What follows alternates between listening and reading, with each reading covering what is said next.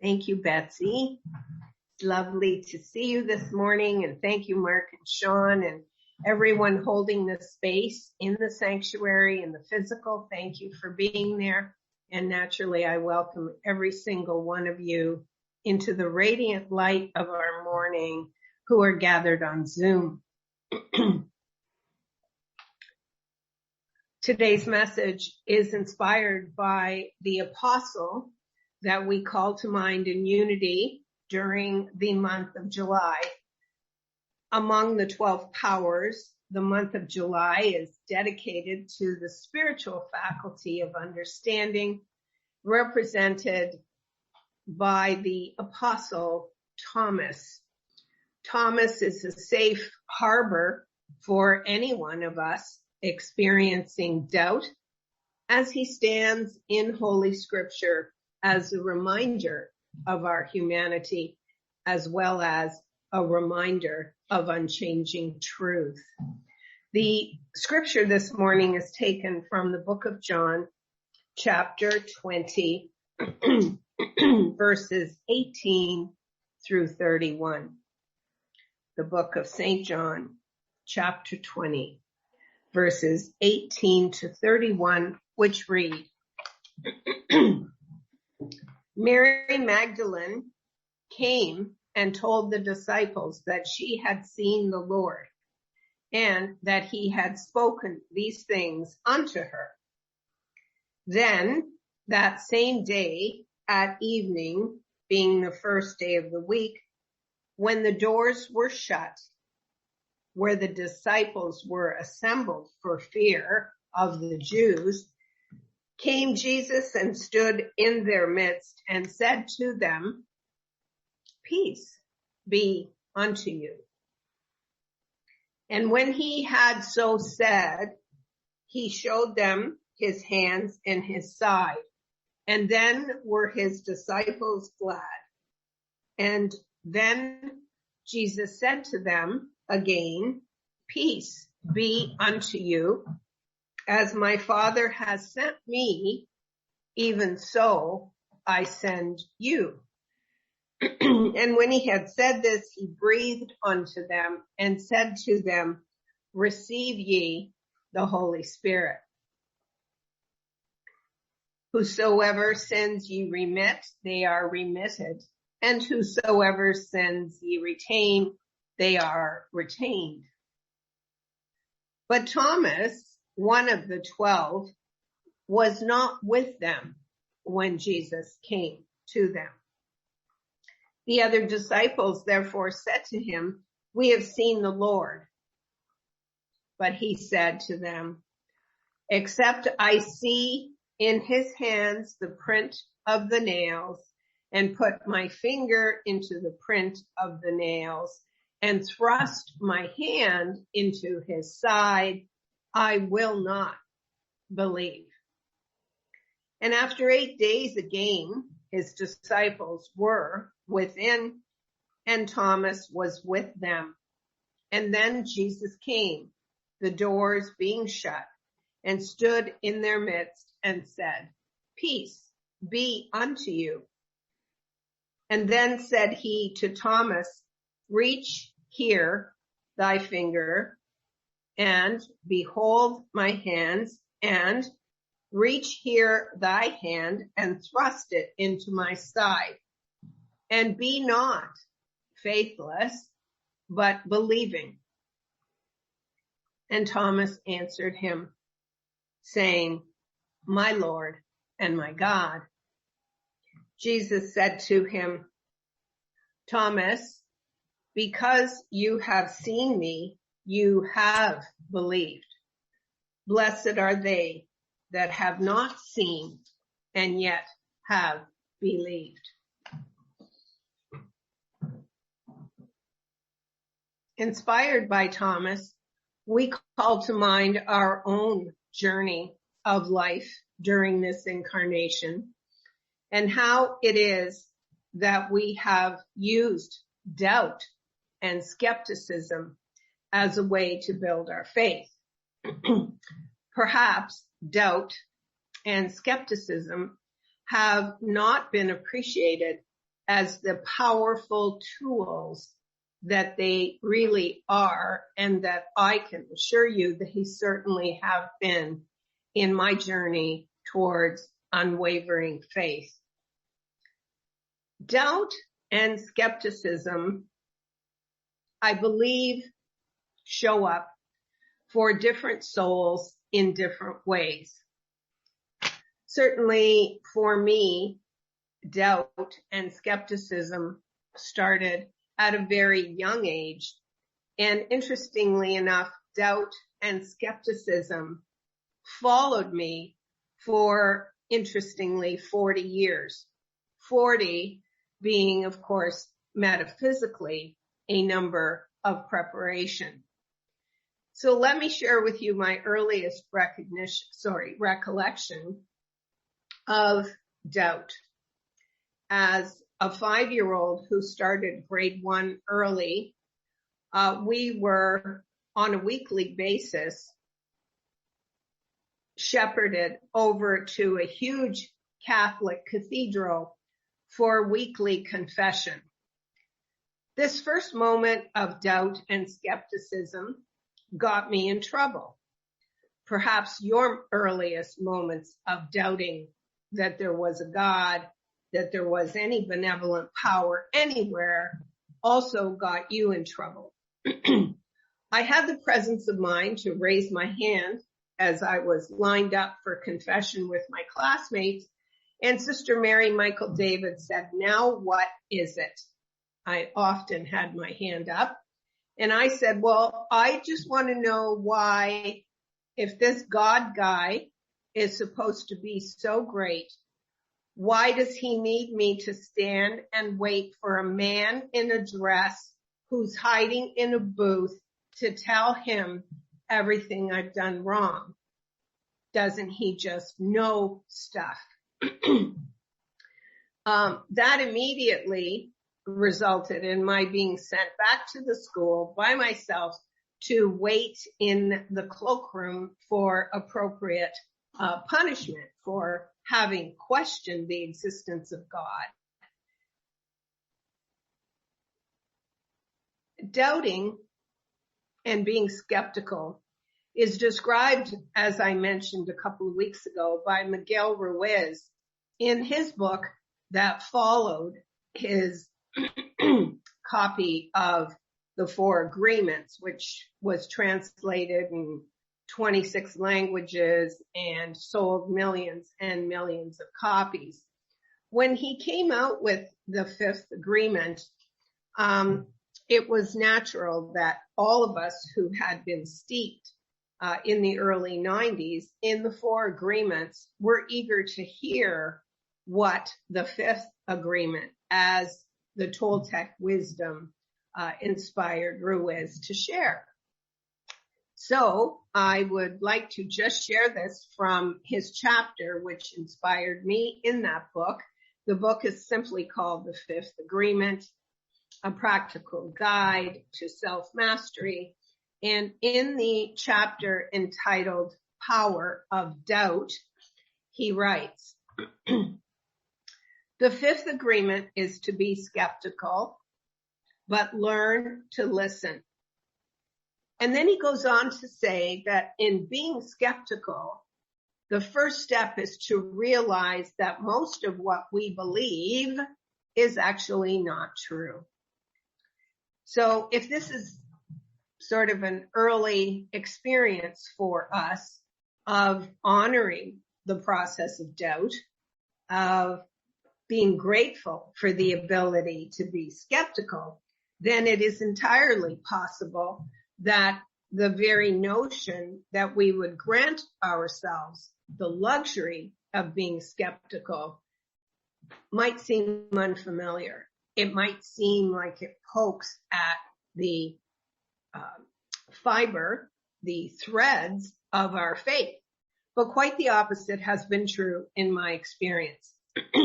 Ruiz goes on to assure us that we must recognize that as human beings, we recognize, communicate, and judge truth based on symbols. And he says symbols are only the truth because we have decided that we agree on those symbols being true. And certainly the largest, I suppose, the most expansive of these symbols is language and the way that we communicate one another. He says the reason it's important once we allow ourselves to be skeptical and full of doubt, whether about the presence of God or the goodness of life, or even about how our own faith is, he says, learn to listen. Because when you listen to others, you understand what they mean by the symbols that they are using. And then you can understand the story they're telling themselves and you. It's interesting to me that Brene Brown has adopted this pay attention to the story you're telling yourself as what I see as the backbone of her message. And here it is in millennia old Toltec wisdom. If you can understand the meaning of the symbols that people are using, you will understand the story they're telling themselves, and then you and communication will improve. Once I can realize that hardly anything that I think I know through symbols is actually true, then being skeptical takes on a much grander meaning.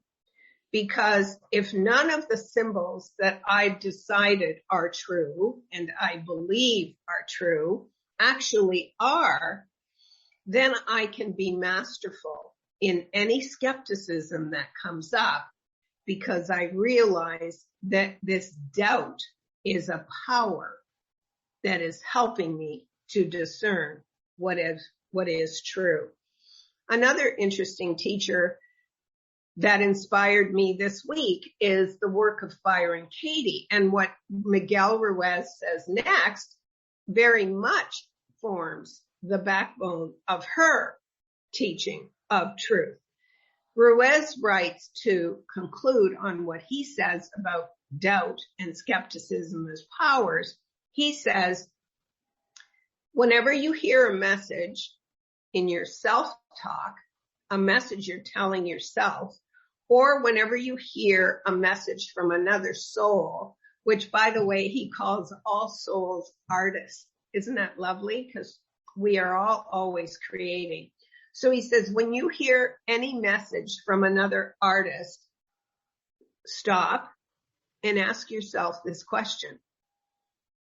Is it true? Is this the truth?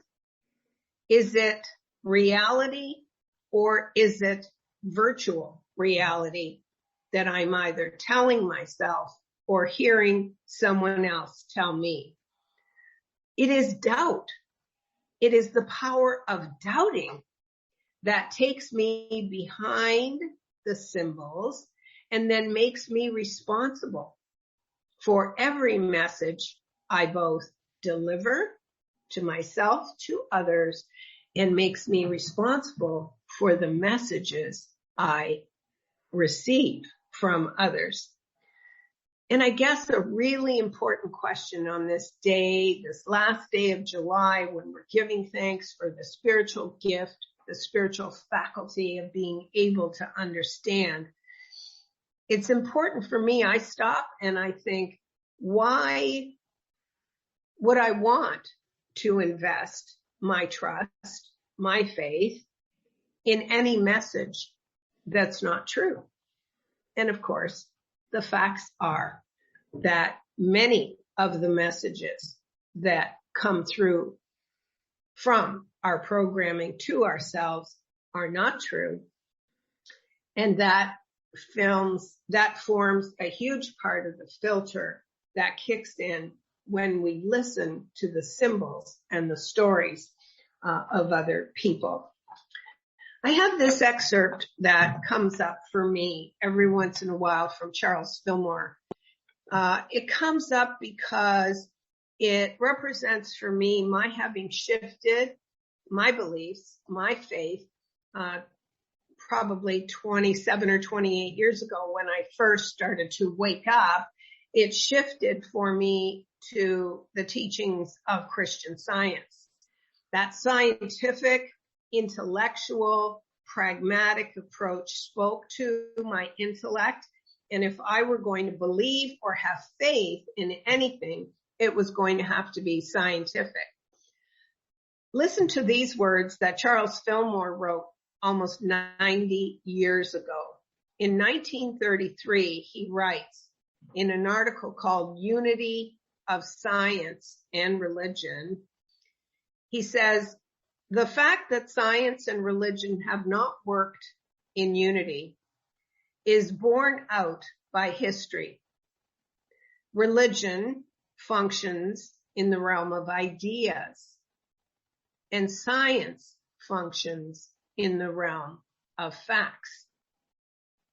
Fillmore goes on, by facts we mean anything that can be tested and proved by material means. Christianity has been very jealous of its revelations and has assumed that they are far more valuable than the discoveries of science. Since Mr. Fillmore wrote that, of course, science has continued to explore the facts of the physical world, and the further it has looked into the material realm, the physical realm, the more all of us have been led to understanding quantum physics and metaphysics. And so this understanding beckons to us through the power of doubt. And so I thought I would share with you this morning how I used the power of doubt from the time I was a 5-year-old to try and make sense of the questions actually that came up in Amy Grant's beautiful rendition of Be Still and Know. And those two questions in her song, in her hymn, have really formed the backbone of the message that is coming through for me this morning. She says, you know who I am, and you know what you made me for. You know who I am, and you know what you made me for. God is. God is. So that knowing, that beholding is changeless. The only thing that changed since the garden is our continuous awareness of that I amness and of the continuous awareness of what we are here for. And so I'm happy to share with you that one of the truths that I believe is true and that has been hard won and that for me exists as an impersonal capital T truth has to do with what I was made for. And what I know is true is that I was made for one purpose, one earthly function, that my incarnation, however brief or long a span, is for one purpose, and that is to glorify God, to be what Joel Goldsmith calls a transparency for the radiant light of God at all times. However, the 5-year-old in me who just didn't believe that a man in a dress was necessary as a medium to communicate with an omniscient, omnipresent God, led me to look for other answers, shall we say, for a long time to that question that echoes through time and likely in every soul, I would think, which is to wonder, why am I here? What is it for? And what am I supposed to do with this brief span, to quote Shakespeare again, who often in his sonnets referred to this lifetime of any one of us as a brief span. So here's what I did. I decided to try on, through doubt and being skeptical, what this life might be for. So I tried on some of these answers, some of these theories about what I was here for. And here are some that informed my philosophy, my beliefs, and this is also then where I put my faith, my trust. I believed for a long time that I was here to please others. I then moved from that for a while, believing I was here to rescue others, when that really didn't seem like the answer to what I could possibly be doing here. I went on to believing that after all, the existentialists were right, that I was here primarily to suffer, and that the whole experience was meaninless, which was very freeing for a 20-year-old who, in my early 20s, when I first started teaching, that message would lead me to choose literature, as we all do. We find stuff to back up the stories we're telling ourselves.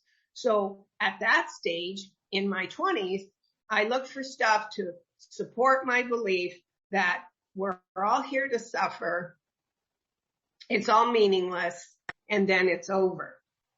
And during that period, you can imagine that I was very, very smitten with literary giants who never truly moved beyond that concept of what ranged from total nihilism as a philosophy, believing in the pointlessness of everything, to existentialism, which acknowledged to some extent we're all here to suffer, but don't worry about it because it's meaningless. And then you just die and you're either in the ground or in an urn, and that's it. It's over.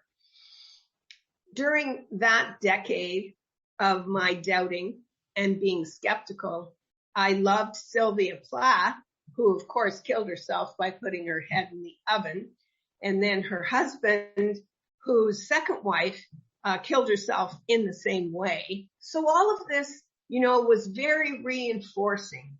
It reinforced my skepticism. I looked for proof. See, we do all suffer, even people who are wonderful poets. And then, of course, there's always that amazing soliloquy from Macbeth, which, by the way, Lady Macbeth actually says to her husband, "Screw your courage to the sticking place," which is one of the most interesting invitations to have faith that I've ever heard. Of course, she was asking him to wind up his faith, his courage, in order to commit an evil deed. But at least she had the inclination to call him to be courageous and faithful.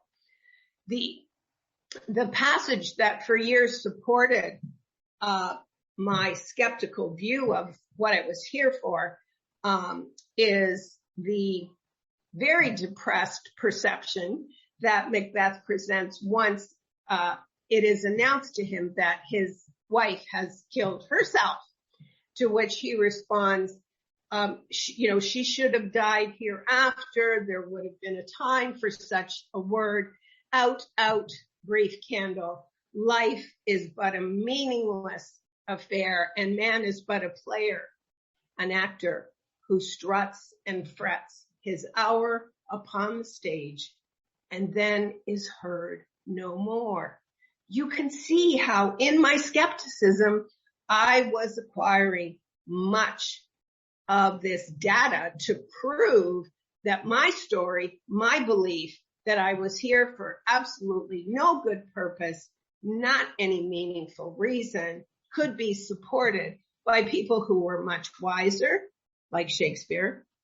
And of course, by the time that I was getting close to being on this journey of life for 30 years, I was qualified enough to teach Hamlet, which of course is the ultimate statement on existential angst and anguish.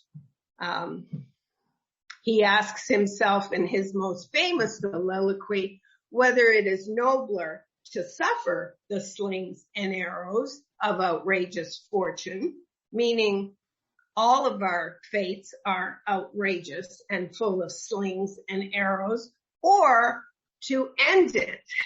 Again, suicide being his solution. Although I never contemplated suicide, I could certainly understand why these great minds did. And then, after being told, with great glee, I received the news that because of trauma I had experienced for over 2 years, I would not be able to have children. I found out in my 5th month that I actually was pregnant. Needless to say, bringing new life into their own incarnation made me wonder again, and doubt and skepticism moved in.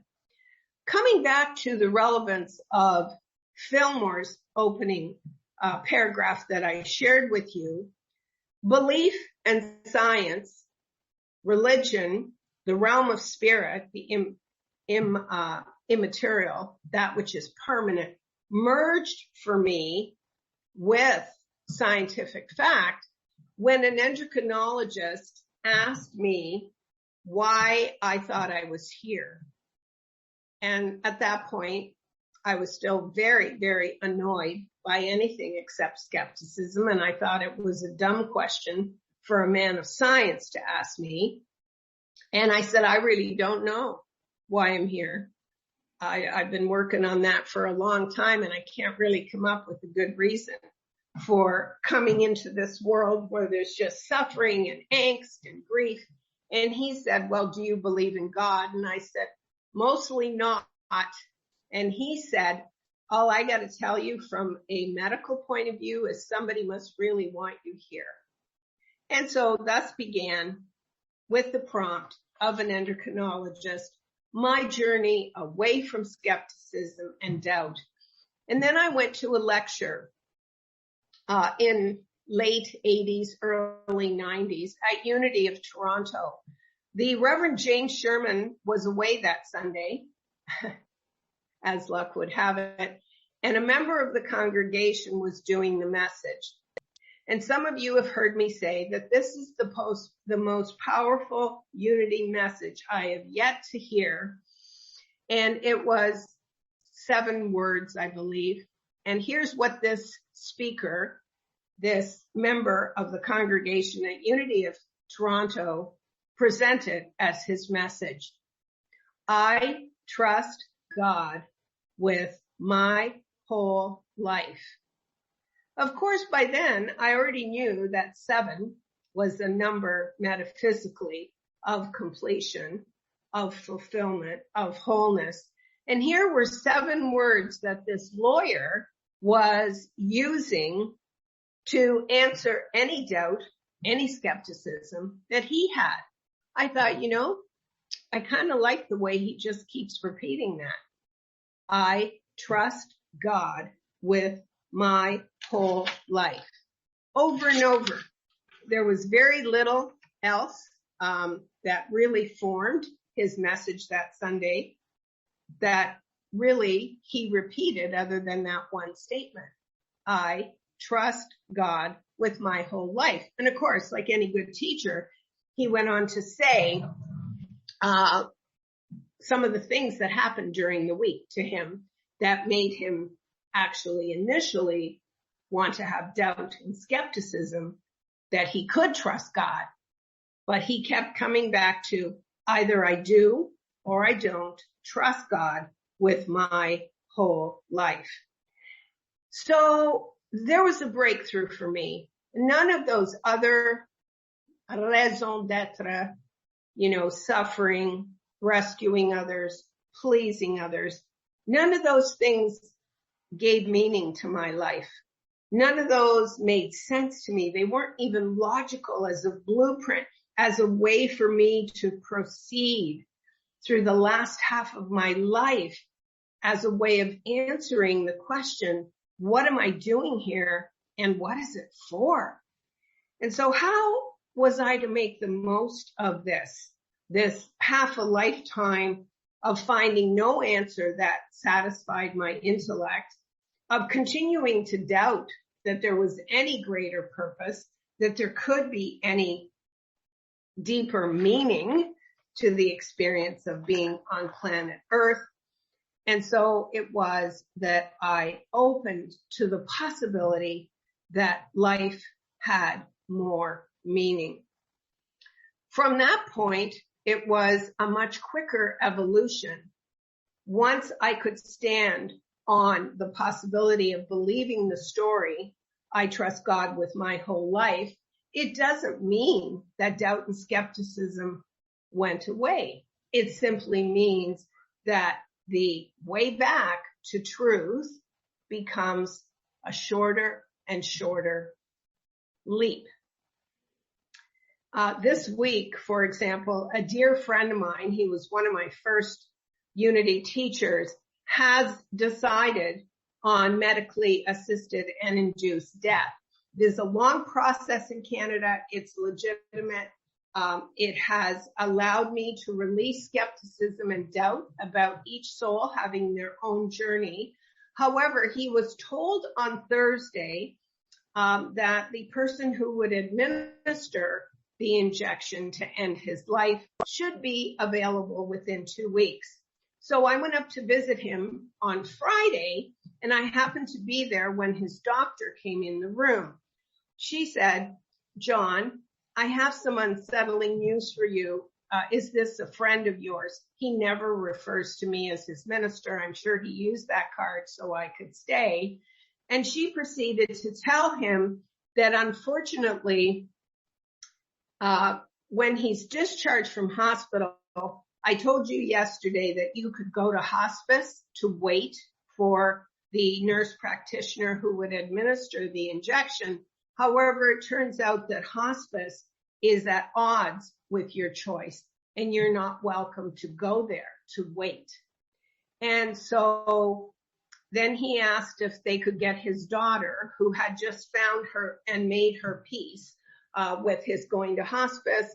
And the doctor said, sure, she would repeat that news to his daughter. Now, either I trust God with my whole life, either I believe that life has meaning and purpose, either I'm always willing to look for the gift or not.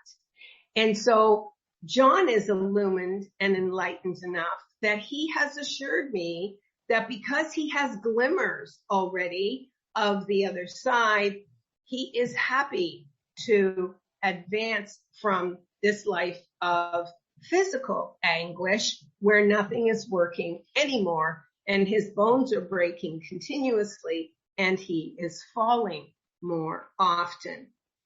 And so this brings me then to a practical tool, which a few years ago I learned in a leadership course that I took through Unity. And that brings me back to accepting what is. Not only accepting what is, but loving what is. Some of you may recognize in this philosophy the work of Byron Katie. And so I leave you today with what Unity always gives us, which is a practical way to take all of this stuff that I shared with you about how doubting and skepticism are really important stepping stones to a faith and a trust in a higher benevolence, a faith and a trust that truly can and does become unwavering, immovable. The trust and the faith that each of us is called to have in a higher power underpinning our very lives and incarnation, that power is changeless. That power is impersonal. That power is omniscient and omnipresent. And when I align my trust in it as unchanging, permanent, impersonal, and unchanging, then I can, and I do, Absolutely. Stop believing the stories that I might tell myself that are false. I question everything. There's the doubt. It's healthy to question, but I question what is beyond the symbols, beyond the messages, beyond the concrete, which is reality, and seeking only what is the capital T truth. So Byron Katie, in her work, Loving What Is, and the title is Loving What Is. Many of you who have studied with me know that my favorite book of hers is actually 1,000 Names for Joy. But in her first work, when she says she woke up in 1986, in her book, Loving What Is, she talks about the same thing that Miguel Ruiz does about doubt and skepticism being healthy. She says, every story you've ever told yourself, everything you've ever believed is just a concept based on a lifetime. And folks, we know, I certainly know in my case, that it can be lifetimes of uninvestigated beliefs. Concepts that seduce us into telling ourselves a story, or even how we hear somebody else's story.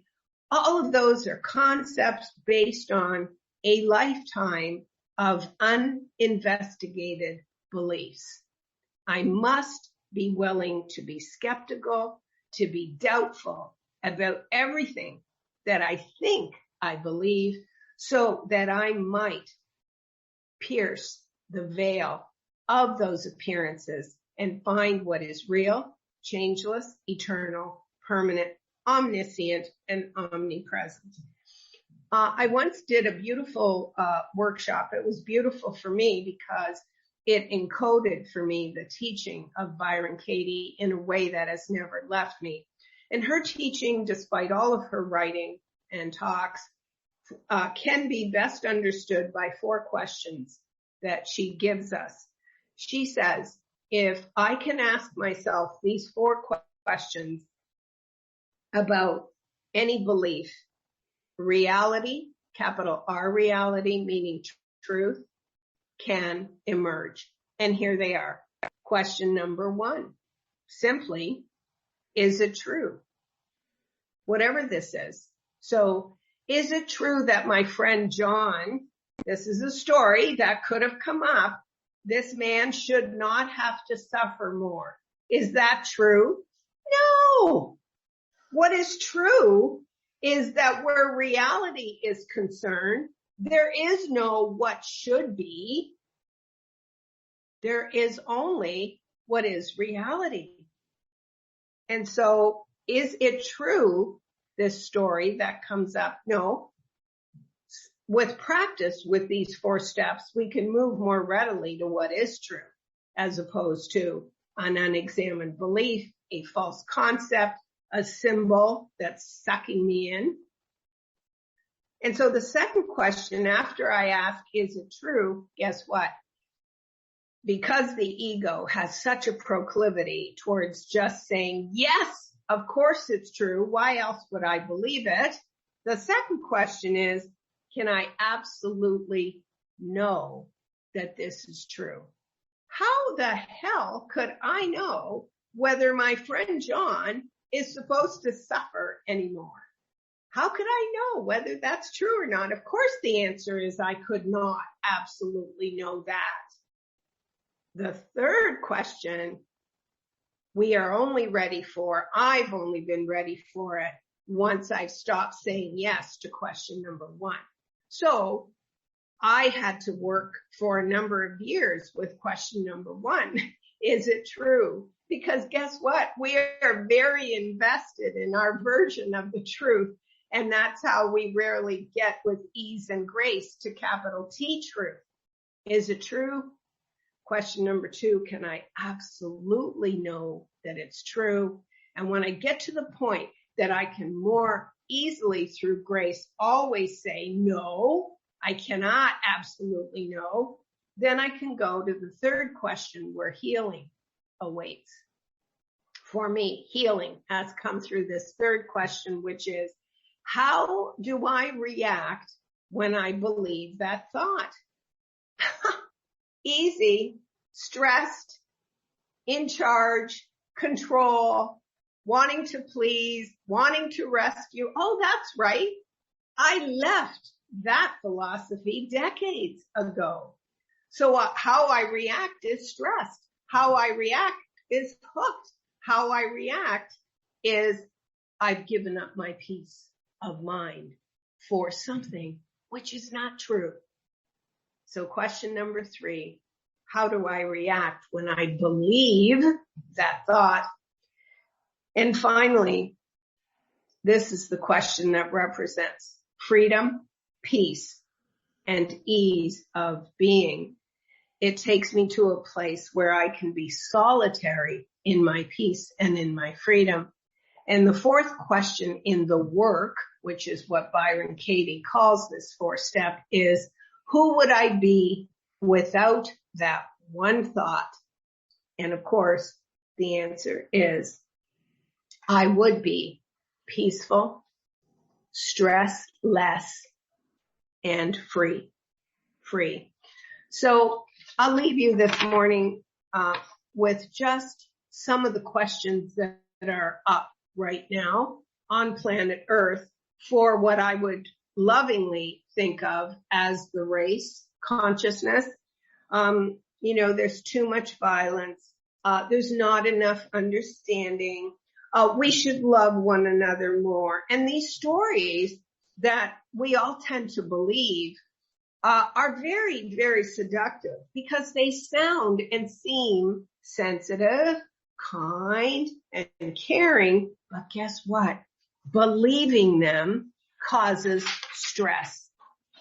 The world, my friends, it is my understanding during the month of understanding in July that the world is always as it is, whether I oppose it or not.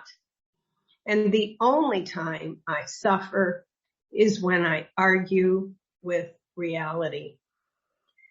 So my unity, beloved spiritual community, let us join our hearts and minds as we prepare for meditation and decide that perhaps this morning, this last day in July 2022, we have suffered enough.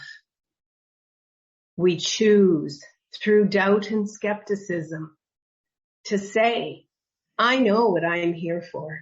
I'm here to glorify God. I'm here to be a radiant, open channel, a transparency to accept reality, knowing that it is exactly as it is, and that I no longer argue with it, and I have peace, freedom, joy. For the joy of the Lord then is my strength. As I release doubt and skepticism as a way of life more and more, and agree with Nehemiah that the joy of the Lord is my strength. Thus I trust God with my whole life. This is the truth, the capital T truth, and I name and claim it for myself in the name and according to the nature of the indwelling Christ, that Son which has been planted in me. Amen.